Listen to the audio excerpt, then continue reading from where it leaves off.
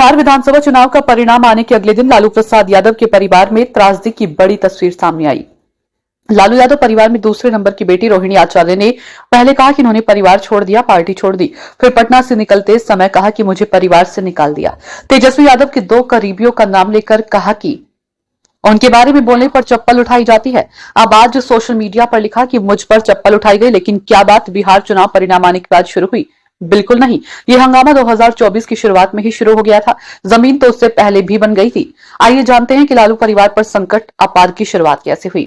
लालू प्रसाद जब मुख्यधारा में शीर्ष पर थे, तब उनकी पत्नी राबड़ी देवी के भाई साधु यादव और सुभाष यादव का जलवा था। मीसा भारती और रोहिणी आचार्य की शादी तक ये जलवा कायम था। जैसे जैसे लालू परिवार की नई पीढ़ी राजनीतिक समझ के साथ थे आगे बढ़ने लगी, तो सबसे पहले साधु सुभाष निकल बाहर किए गए। दोनों भाई इस परिवार का सब कुछ जानते हैं, बहुत कुछ बता भी चुके हैं, अब भी बहुत कुछ छिपा रखा है, यह भी सभी जानते हैं। लेकिन अब उससे आगे बेटियों की चर्चा। बड़ी बेटी मीसा भारती फिलहाल पार्टी और परिवार में सक्रिय है, जबकि रोहिणी आचार्य ने परिवार छुड़ाए और राजनीतिक छोड़ने की जानकारी दी। अगर 2024 के लोकसभा चुनाव में मीसा भारती ने केंद्रीय मंत्री रामकृपाल यादव को नहीं हराया होता, तो शायद उनका दर्द भी सामने आ जाता। रामकृपाल यादव कभी राजद के मजबूत आधार स्तंभ थे, लेकिन एक सीट को लेकर चाचा के सामने भतीजी मीसा भारती उतरी और हरा नहीं सकी, तो मामला राज्यसभा भेजकर संभाला गया था।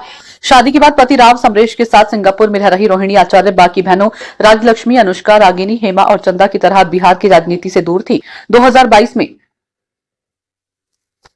जब सिंगापुर बुलाकर पिता लालू प्रसाद को रोहिणी आचार्य ने अपनी किडनी दान में दी और इलाज कराने के बाद भारत भेजा, तब तक उनके प्रति सहानुभूति को लहर फैल चुकी थी। लालू प्रसाद ने बिहार में एक सभा को वर्चुअल तरीके से संबोधित किया भी, तो भी रोहिणी को लेकर नारे लगे। उन्होंने बेटी से जीवन दान मिलने का जिक्र भी किया। इन परिस्थितियों ने रोहिणी आचार्य के लिए राजनीतिक जमीन तैयार कर दी। 2023 के अंत को थोड़ा यादव करना होगा। इस समय रोहिणी आचार्य सक्रिय राजनीति में नहीं उतरी थी, लेकिन राजनीतिक बयानों से चर्चा में आने लगी थी। बार बार लग रहा था कि जनादेश 2020 के बाद अचानक आई महागठबंधन सरकार गिर सकती है, लेकिन मुहर नहीं लग रही थी। अचानक मुख्यमंत्री नीतीश कुमार को लेकर रोहिणी आचार्य का एक तीखा बयान आया और 24 घंटे के अंदर लोगों ने महागठबंधन सरकार गिरते और जनादेश 2020 के आधार पर चुनी गई एनडीए सरकार को वापस आते देख लिया। ऐसा नहीं कि रोहिणी एक बयान से वह सरकार गिरी, लेकिन रोहिणी ने तब वह भी लिख दिया था जो तत्कालीन उप मुख्यमंत्री तेजस्वी यादव भी चाचा नीतीश कुमार के बारे में बोलने से बच रहे थे। इसके बाद रोहिणी सक्रिय राजनीति में उतरी और लोकसभा चुनाव 2024 में पिता लालू प्रसाद यादव ने उन्हें सारण लोकसभा क्षेत्र से भारतीय जनता पार्टी के कद्दावर नेता राजीव प्रताप रूडी के खिलाफ टिकट भी दे दिया। इस चुनाव में रोहिणी की हार के बाद से ही लालू परिवार में उनका सितारा खराब दिखने लगा। मीसा भारती ने राज्यसभा सांसद रहते पाटलिपुत्र से भाजपा के रामकृपाल यादव को हरा दिया, जबकि दूसरी बेटी रोहिणी आचार्य हार गई है।